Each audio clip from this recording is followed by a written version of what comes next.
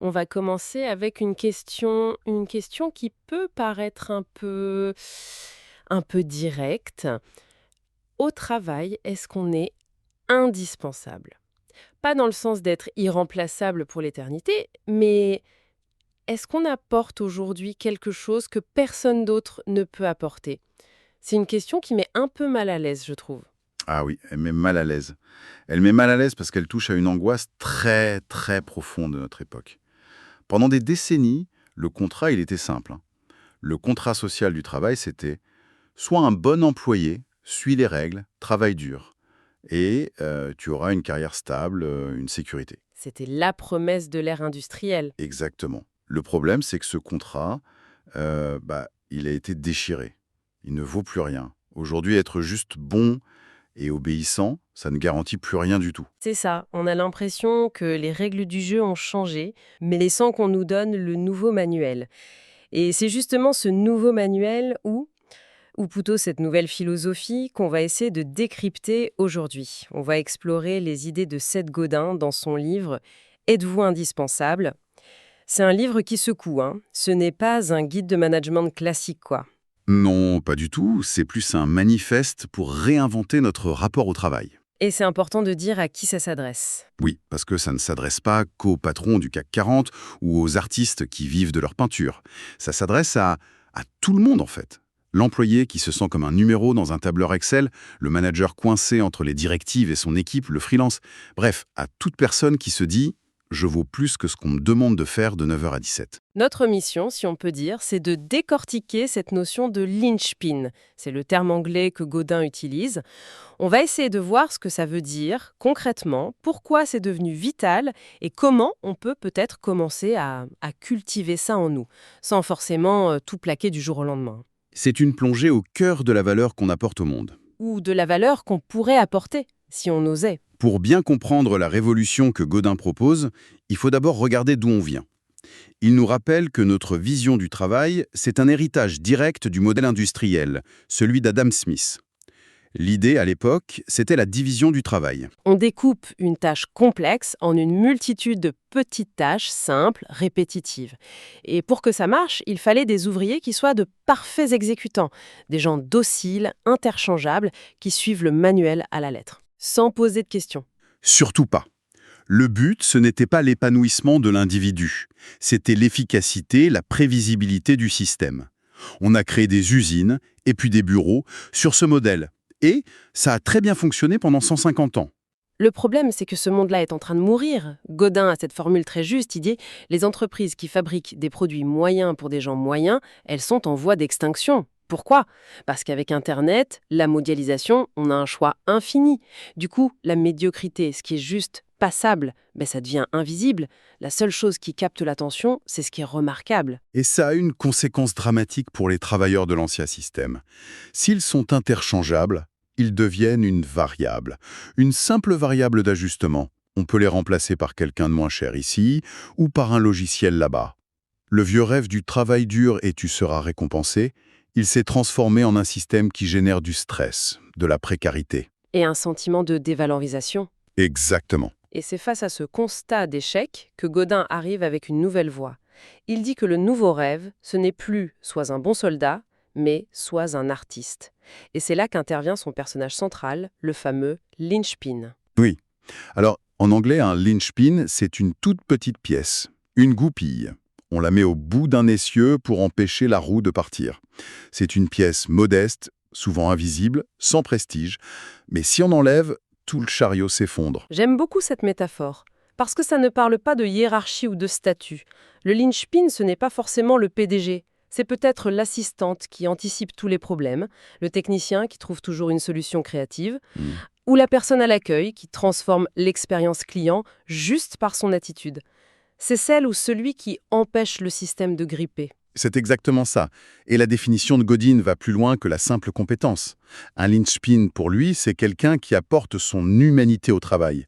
C'est la personne capable d'entrer dans le chaos d'une situation et d'y apporter De la clarté. de la clarté, voilà. C'est celle qui connecte les gens entre eux, qui invente une nouvelle procédure parce que l'ancienne est absurde. qui prend l'initiative de résoudre un problème que personne n'avait vu. Ce sont des artistes, non pas parce qu'ils peignent, mais parce qu'ils injectent une intention, une créativité, une charge émotionnelle dans ce qu'ils font. Il y a un exemple très parlant dans le livre, c'est celui de Keith Johnson. C'est un acheteur pour Anthropologie, une chaîne de magasins. Son job, c'est de parcourir le monde, des puces de Saint-Ouen au bazar de Marrakech, pour trouver des objets uniques qui vont créer l'ambiance des boutiques. Il n'a pas de liste de courses, pas de cahier des charges, il fonctionne à l'instinct. Au goût, On ne peut pas le remplacer en postant une annonce « Cherche personne avec 5 ans d'expérience en achat d'objets anciens ». C'est impossible. Sa valeur, elle n'est pas dans son CV. Elle est dans son jugement, sa vision, sa capacité à créer une expérience unique pour les clients. Il est indispensable, non pas parce qu'il suit les règles. mais parce qu'il les invente. Voilà, il est un linchpin. C'est un super exemple. Mais c'est vrai que c'est un métier un peu glamour, non? On peut se dire, facile d'être un artiste quand on voyage tout le temps. Mais comment est-ce que ça s'applique à des métiers plus normaux? Un comptable, un développeur, un logisticien, comment on peut être un linchpin dans ces fonctions? C'est une excellente question parce que c'est le cœur du sujet. L'art, au sens de Godin, n'est pas dans le titre du poste. Il est dans l'attitude. Un comptable peut être un simple exécutant qui remplit des cases, ou alors il peut être un linchpin qui, au lieu de juste produire des chiffres, cherche à les rendre compréhensibles. Il va créer des visualisations pour aider les managers. Il va alerter sur un risque que lui seul peut voir. Bref, il va au-delà de sa fiche de poste. C'est la personne qui ne dit jamais «ce n'est pas mon travail». Précisément. Ou le développeur qui, au lieu de juste coder ce qu'on lui demande, va prendre le temps de comprendre le vrai problème du client, il va suggérer une solution plus simple, plus élégante et aider ses collègues à s'améliorer. Sa valeur n'est plus seulement dans sa capacité à écrire du code, mais dans sa capacité à résoudre des problèmes et à créer du lien. C'est ça le changement de paradigme. Le travail remarquable rend le CV presque anecdotique. D'accord, tout ça semble logique. Être créatif, apporter plus de valeur, en théorie, tout le monde voudrait faire ça. Et pourtant, quand on regarde autour de nous, la plupart des gens, et moi la première parfois, on reste dans les clous. On fait ce qu'on nous demande. Il doit y avoir un obstacle majeur, quelque chose qui nous freine tous. S'appelle la résistance. Et attention, ce n'est pas juste de la paresse ou un manque de motivation, hein. C'est une force biologique ancrée au plus profond de nous. Il la situe dans notre cerveau reptilien, l'amygdale. C'est la partie la plus primitive de notre cerveau et sa seule mission, c'est la survie. Le fameux cerveau qui gère la peur, la fuite. Exactement. Ce cerveau-là, il déteste le risque, la nouveauté, l'inconnu. Il adore la routine, le statu quo, la sécurité du groupe. Et à chaque fois qu'on a une idée un peu audacieuse, qu'on veut prendre la parole en réunion, qu'on songe à un projet qui sort de l'ordinaire, cette petite voix s'allume et nous crie « Non, ne fais pas ça, reste caché, ne te fais pas remarquer, tu pourrais être critiqué, rejeté, viré. » C'est fascinant de voir comment ça se manifeste concrètement au bureau. C'est la voix qui nous dit « Ne pose pas cette question, tu auras l'air bête » ou « N'envoie pas cette idée à ton chef, il va penser que tu critiques son travail ». La résistance, ce n'est pas un concept abstrait, c'est la justification de notre propre inaction au quotidien. Et le pire, c'est que tout le système est conçu pour nourrir cette résistance. L'école nous a appris pendant 15 ans à donner la bonne réponse, celle qui est dans le livre. Pas à poser des questions audacieuses. Elle nous a récompensés pour notre conformité. Et puis l'entreprise a pris le relais, en nous demandant de suivre les procédures, de ne pas faire de vagues. On a été conditionnés à échanger notre génie potentiel contre une promesse de sécurité. On a signé une sorte de pacte. On a mis notre créativité de côté en échange d'un salaire, d'une apparente tranquillité d'esprit. Le problème, c'est que, comme on l'a dit, cette sécurité n'existe plus. Alors on se retrouve avec le pire des deux mondes. On a renié notre potentiel et on n'a même plus la sécurité en retour. C'est la double peine. Et pour s'en sortir, pour combattre cette résistance, Godin nous invite à changer complètement notre regard sur le travail, à travers 2 concepts clés. Voir le travail comme un art et comme un don. Là, je dois avouer, je suis un peu sceptique. Parler d'art au travail pour beaucoup de gens, ça peut sonner un peu prétentieux, non? Comment est-ce que ça s'applique concrètement sans paraître déconnecté? C'est la réaction normale de notre résistance étier. Mais Godin redéfinit complètement le mot art. Pour lui, l'art n'a rien à voir avec un musée. L'art, c'est simplement l'acte de faire un travail avec une intention humaine, avec générosité, pour changer les choses en mieux pour quelqu'un. C'est tout ce qui n'est pas dans le manuel. L'art, c'est la touche personnelle qui transforme une interaction banale en un moment mémorable. Ça me rappelle une manager que j'ai eue. Techniquement, elle n'était pas la plus brillante, mais elle avait une capacité incroyable à calmer un client furieux au téléphone ou à remotiver l'équipe après un échec. Personne d'autre ne savait faire ça. C'était son art, en quelque sorte. C'est de ça qu'il s'agit. C'est exactement de ça qu'il s'agit, c'est ce que Godin appelle le travail émotionnel. C'est le labeur, souvent invisible et épuisant, qui consiste à gérer ses propres émotions et celles des autres pour faire avancer les choses. C'est le courage de présenter son idée, la patience d'écouter sans juger, l'empathie pour comprendre le point de vue d'un collègue. Ce travail-là, il est au cœur de la valeur d'un linchpin, parce qu'il ne peut pas être externalisé ou automatisé. On peut automatiser l'envoi d'un email, pas la sincérité et la chaleur humaine qu'il contient. Et ça nous amène à l'idée de don? Oui, parce que cet art, ce travail émotionnel, c'est par nature un don. Un vrai don. Ce n'est pas une transaction. On ne l'offre pas en attendant un retour sur investissement immédiat. On le fait parce que c'est la bonne chose à faire. Le linchpin offre ses idées en réunion sans être sûr qu'elles seront acceptées. Il est d'un collègue sans attendre qu'il lui renvoie l'ascenseur. C'est cette générosité qui crée de la confiance, du lien, et qui, paradoxalement, tisse un filet de sécurité bien plus solide qu'une ligne sur un CV. On devient indispensable aux gens, pas seulement à l'organisation. D'accord, c'est très inspirant. Mais concrètement, comment on commence? On ne se réveille pas un matin en se disant «Aujourd'hui, je suis un linchpin». Ça peut paraître une montagne à gravir. Est-ce qu'il faut forcément changer de travail, tout risquer? Pas du tout. Et ça, c'est un point crucial. Godin insiste sur le fait que le premier pas, ce n'est pas une action spectaculaire. C'est un changement de posture.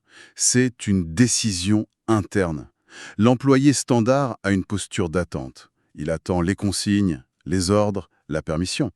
Le linchpin adopte une posture proactive. Il se penche en avant. Se pencher en avant, c'est-à-dire qu'il va au-devant des problèmes? Oui, au lieu d'attendre qu'on lui signale un problème, il le cherche.